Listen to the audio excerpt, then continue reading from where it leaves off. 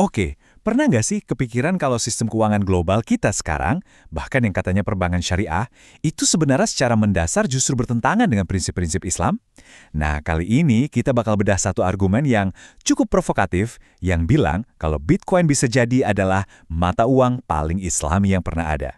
Kita mulai dari sini deh, dari kutipan yang lumayan nyelekit dari seorang pakar keuangan Islam, Haris Irfan.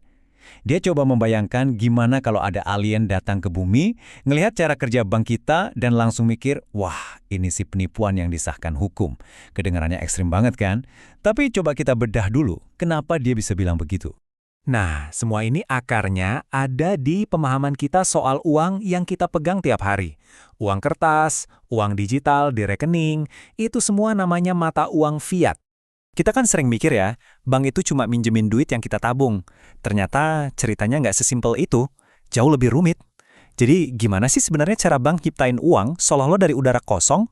Nah, di sini kita bisa lihat prosesnya yang namanya fractional reserve banking. Coba perhatiin deh langkah ketiga. Disitulah keajaibannya terjadi. Saat bank ngasih pinjaman, uang baru itu benar-benar diciptain dari nol, cuma modal ketik di komputer. Uang itu sebelumnya nggak pernah ada. Dan proses menciptakan kelebihan atau surplus dari ketiadaan ini, inilah yang jadi inti dari konsep riba. Sesuatu yang dalam ajaran Islam itu dilarang keras karena dianggap eksploitatif dan tidak adil. Dan hasilnya, ya ini, pemerintah jadi bisa cetak uang seenaknya tanpa ada batasan. Bayangin aja nih, 81% dari semua dolar AS yang ada sekarang itu dicetak sejak tahun 2020. Gila kan? Efeknya apa? Ya jelas, nilai tabungan kita pelan-pelan kegerus sama yang namanya inflasi. Oke, tapi kan ada perbankan syariah. Bukannya itu solusinya buat umat muslim? Nah, ayo kita lihat lebih dalam lagi. Apa benar label halal itu menyelesaikan masalah dasarnya? Nah, ini dia masalah utamanya. Kata Haris Irfan, meskipun namanya syariah, bank-bank ini tuh operasinya di dalam sistem yang sama persis. Sistem fiat, sistem fractional reserve. Artinya, ya mereka juga ikut menciptakan uang dari utang. Bela, mereka mungkin pakai akad-akad yang beda. Tapi itu kan cuma kulitnya aja, cuma di permukaannya. Fondasinya, cara uang itu diciptakan, tetap sama. Jadi pada dasarnya, mereka masih berpartisipasi dalam sistem yang berbasis riba. Oke, jadi kalau sistem yang sekarang ini bermasalah, terus uang yang benar, yang lebih etis itu kayak gimana sih?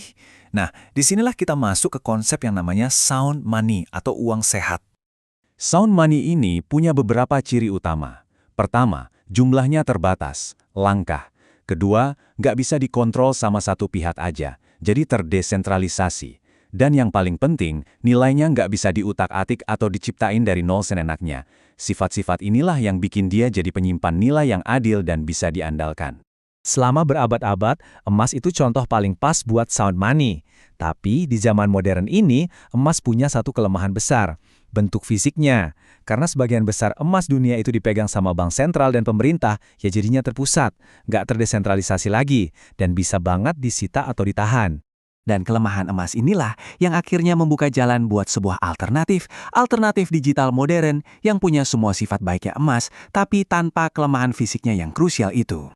Menurut orang-orang seperti Haris Irfan, Bitcoin ini bukan sekedar teknologi baru. Buat mereka, ini adalah sebuah kembali ke fitrah, kembali ke prinsip-prinsip uang yang sehat, yang langka dan terdesentralisasi, tapi dalam bentuk digital yang nggak bisa dikendalikan siapapun. Kalau kita bandingin langsung, perbedaannya tuh jauh banget kayak langit dan bumi. Uang fiat, suplainya nggak terbatas. Bitcoin, cuma akan ada 21 juta, titik. Fiat itu terpusat di kontrol pemerintah dan bank. Bitcoin, nggak ada yang punya, terdesentralisasi. Bitcoin itu dari desainnya memang dibuat jadi kebalikan total dari sistem fiat. Terus, apa hubungannya sama prinsip Islam? Pertama, karena Bitcoin nggak bisa diciptakan dari utang, dia itu secara fundamental anti-riba. Kedua, karena jumlahnya terbatas, dia jadi pelindung nilai dari inflasi. Dan ketiga, karena nggak bisa dikontrol atau disensor, dia ngasih kebebasan finansial yang nyata buat pemiliknya. Jadi, kalau kita tarik lebih jauh, ini bukan cuma ngomongin soal mata uang loh. Ini tentang membayangkan sebuah masa depan keuangan yang, ya, secara fundamental beda, dan harapannya lebih adil. Dan coba pikirin implikasi yang satu ini. Ini besar banget. Sepanjang sejarah, cara paling gampang buat pemerintah membiayai perang itu ya dengan cetak uang. Dengan sound money, cek kosong buat perang itu hilang, jadi jauh lebih susah.